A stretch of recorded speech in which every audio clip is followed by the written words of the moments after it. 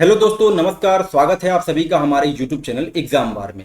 आज की समसमाइकी में वन लाइनर के इंपॉर्टेंट फैक्ट के साथ हम जानेंगे यासुनी नेशनल पार्क की स्थिति कहाँ है, क्योंकि ये न्यूज में था तो इसकी हम लोकेशन देखेंगे। साथ ही भारत का जैव प्रौद्योगिकी विभाग और अमेरिका का नेशनल साइंस फाउंडेशन के बीच किस संधि समझौते पर हस्ताक्षर हुआ है उसके बारे में जानेंगे।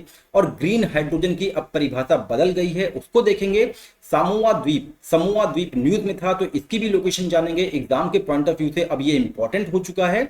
और अंत में G20 संस्कृति कार्य समूह की बैठक जो कि यूपी में हो रही है, तो जानेंगे कि यूपी स्पेशल के पॉइंट ऑफ व्यू से ये कैसे इंपॉर्टेंट हो सकता है। तो चलिए दोस्तों, आज की समसमाइकी शुरू करते हैं। 20वीं आसियान भारत आर्थिक मंत्रियों की बैठक जो है वो इंडोनेशिया में आयोजित की जाती है और वहां पे भारत और आसियान वर्ष 2025 तक FTA फ्री ट्रेड एग्रीमेंट की समीक्षा करने पर सहमत हुए हैं। गुवाहाटी के गोपीनाथ बोरदोलोई अंतर्राष्ट्रीय हवाई अड्डा डीजी यात्रा सुविधा शुरू करने वाला पूर्वोत्तर क्षेत्र का पहला हवाई अड्डा बन गया है। 9वें राष्ट्रमंडल संसदीय संघ की जो बैठक है वो उदयपुर में आयोजित की जा रही है और इसका आयोजन 21 से 23 अगस्त यानी कि आज के दिन ये समाप्त हो रहा है। केंद्रीय विज्ञान प्रौद्योगिकी मंत्री डॉक्टर जितेंद्र सिंह ने central mechanical engineering research institute जो कि दुर्गापुर में स्थित है, उनके द्वारा विकसित भारत के पहले स्वदेशी ई ट्रैक्टर जिसका नाम है CSIR प्राइमा ET11, बहुत इंपॉर्टेंट होगा एग्जाम के पॉइंट ऑफ व्यू से, का अनावरण किया है। इसको आप ध्यान रखिएगा, इंपॉर्टेंट पॉइंट है। मध्य प्रदेश सरकार ने प्रदेश के युवाओं के लिए सीखो और कमाओ योजना की शुरुआत की। आगे बात करें, केंद्र सरकार ने नीलकंठ मिश्रा को भारतीय विशिष्ट पहचान प्राधिकरण का कार्यवाहक चेयरमैन नियुक्त किया है। और वहीं तिरुपति का एक चौथी कक्षा का छात्र जिसका नाम है Raja Aniruddh Shriram, Singapore international math olympiad challenge में रजत पदक प्राप्त करता है। एनसीसी के लड़के और लड़कियों के थेलू पर्वत श्रृंखला के पर्वतारोहण अभियान को एनसीसी के महानिदेशक ने नई दिल्ली में हरी झंडी दिखाकर रवाना किया। अब आपको यहाँ पे जो इंपॉर्टेंट फैक्ट निकालना है वो ये निकालना है कि थेलू पर्वत श्रृंखला किस राज्य से रिलेटेड है, तो उत्तराखंड से रिलेटेड है और गढ़वाल हिमालय की गंगोत्री रेंज में ये आता है।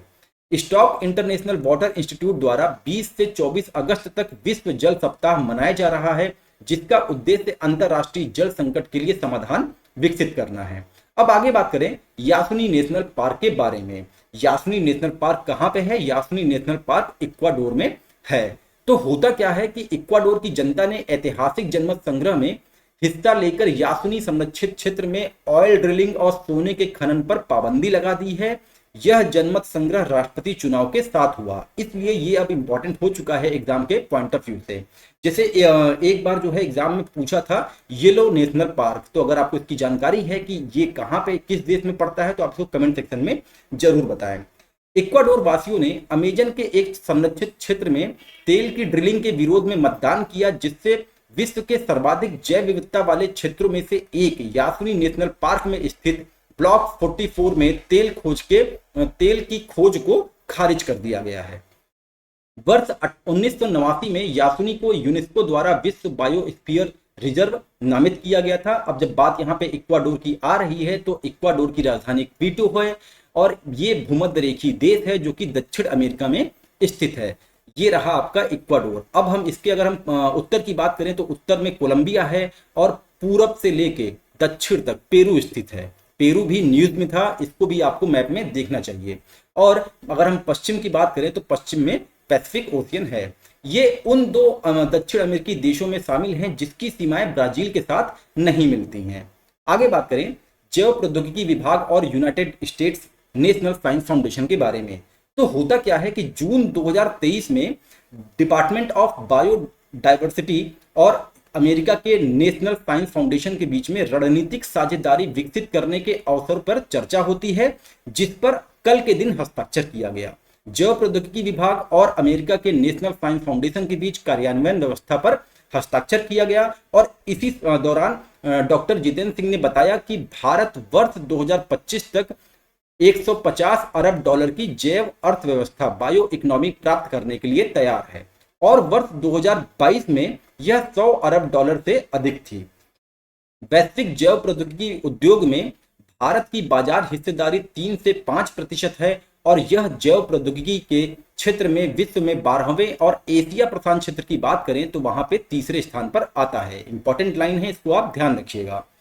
ग्लोबल इनोवेशन इंडेक्स के बारे में बात करें तो 2022 के अनुसार भारत 40वें स्थान पर था। अब आगे बात करते हैं ग्रीन हाइड्रोजन के बारे में। तो भारत सरकार ने ग्रीन हाइड्रोजन की परिभाषा की घोषणा की है। भारत के लिए ग्रीन हाइड्रोजन मानक 12 महीने की औसत उत्सर्जन सीमा के रूप में प्रति किलोग्राम हाइड्रोजन के बराबर 2 किलोग्राम CO2 का मानदंड के रूप में परिभाषित किया है। मतलब कि वार्षिक 1 kilogram hydrogen is equal to 2 kilogram CO2 औसत के रूप में। अधिसूचना में यह भी बताया गया कि ऊर्जा दक्षता ब्यूरो, विद्युत मंत्रालय ग्रीन हाइड्रोजन उत्पादन परियोजनाओं के लिए निगरानी, सत्यापन, प्रमाणन के लिए एजेंसियों की मान्यता के लिए नोडल प्राधिकरण होगा। अब आगे बात करते हैं समोआ द्वीप के बारे में कि यह न्यूज में क्यों था। भारत और समोआ के बीच पहली विदेश कार्यालय परामर्श FPOC बैठक आपिया में हुई।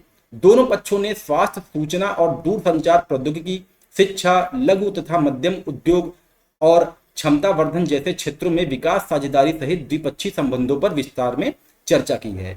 समोआ अगले वर्ष 21 अक्टूबर को अगले राष्ट्रमंडल प्रमुखों की सरकारी बैठक की मेजबानी करेगा। अब समोआ द्वीप पड़ता कहां पे है?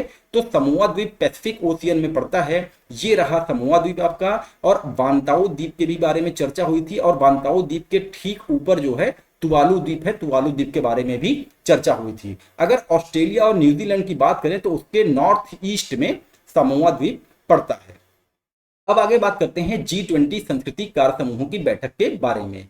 तो इसकी बैठक वाराणसी में शुरू होगी कल से, मतलब कि आज से शुरू हो रही है और जिसका समापन 26 अगस्त 2023 को संस्कृति मंत्रियों की बैठक के साथ होगा। इसका लक्ष्य नीति निर्माण के केंद्र में संस्कृति को रख कर कारगर परिणामों को प्राप्त करना है। भारत की G20 अध्यक्षता में संस्कृति कार्य समूह द्वारा संस्कृति मंत्रियों की बैठक के एक भाग के रूप में G20 culture shaping the global narrative for inclusive growth नामक एक व्यापक रिपोर्ट वाराणसी में जारी किया जाएगा। और संस्कृति मंत्रालय ने विविध संस्कृतियों और समुदायों के बीच शांतिपूर्ण सह अस्तित्व पर आधारित संस्कृति सभी को एकजुट करती है अभियान शुरू किया था। तो CWG 26 अगस्त 2023 को इस अभियान की याद में एक विशेष डाक टिकट जारी कर रहा है। आगे बात करें थोड़ा सा इसके बारे में डिटेल में, तो वर्ष 2020 में सऊदी अरब की अध्यक्षता के तहत संस्कृति मंत्रियों की पहली बार G20 से अलग हटकर बैठक होती है। और वर्ष 2021 में इटली की अध्यक्षता के दौरान संस्कृति को एक कार्य समूह के रूप में औपचारिक आकार दिया जाता है, जिसके परिणाम स्वरूप G20 संस्कृति मंत्रियों की बैठक हुई और उसके बाद रोम संस्कृति मंत्रियों की घोषणा पत्र जारी कर दिया गया। इंडोनेशिया की अध्यक्षता G20 की जब इंडोनेशिया अध्यक्षता कर रहा था तो वहां पे बाली घोषणा पत्र ने सतत विकास में संस्कृति की भूमिका पर जोर दिया।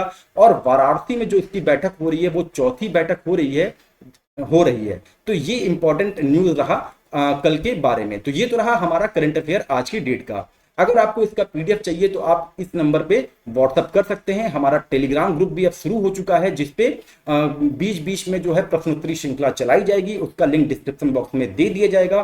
और करंट अफेयर अगर आपको एग्जाम के पॉइंट ऑफ व्यू से इंपॉर्टेंट है लग रहा है तो आप इस चैनल को सब्सक्राइब करें, लाइक करें और अपने दोस्तों के साथ जरूर शेयर करें। मिलते हैं अपने अगले कंटेंट के साथ, तब तक के लिए नमस्कार, जय हिंद, जय भारत।